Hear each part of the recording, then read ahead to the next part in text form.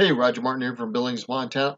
Well, good day. This is Dr. Janda, and he always has some great stuff.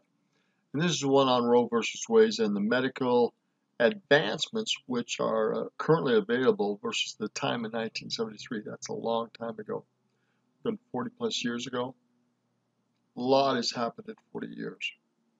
That a set of Texas statutes criminalizing abortion in most instances violated a woman's constitutional right of privacy, which it found to be implicit in the liberty guarantee of the Due Process Clause of the 14th Amendment of the Constitution, quote, "Nor shall any state deprive any person of life, liberty, or property without due process of law," end quote.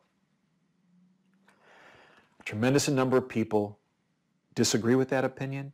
A tremendous number of people agree with the opinion. I get it.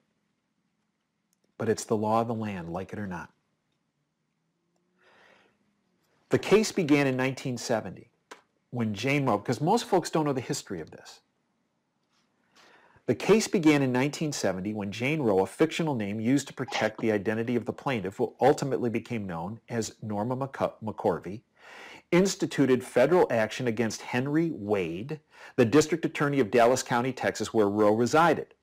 The Supreme Court disagreed with Roe's assertion of an absolute right to terminate pregnancy in any way and at any time, and attempted to balance a woman's right of privacy with a state's interest in regulating abortion.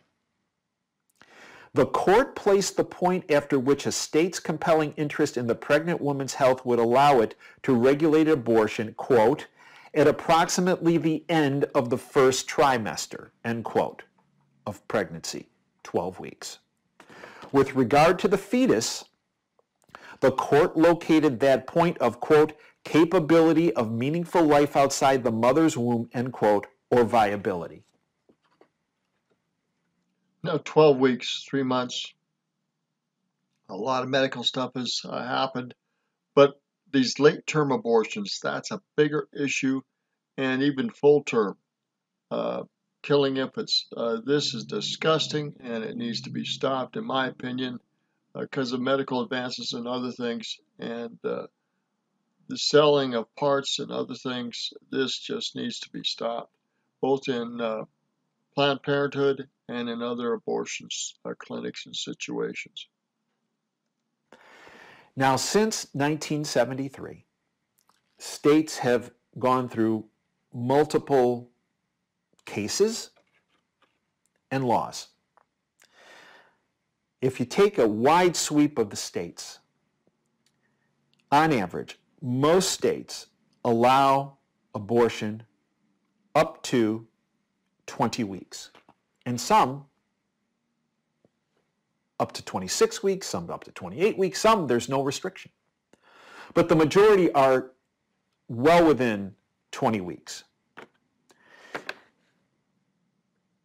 My concern is the New York law and the Virginia law, pending, do not take into account the advances that have occurred in medicine from 1973 as it relates to maternal care and neonatal care. Now remember, 2013 would make that 40 years, so it's over 40 years that this law has been enacted, and they have not considered the medical advancements in 40 plus years. Think about that.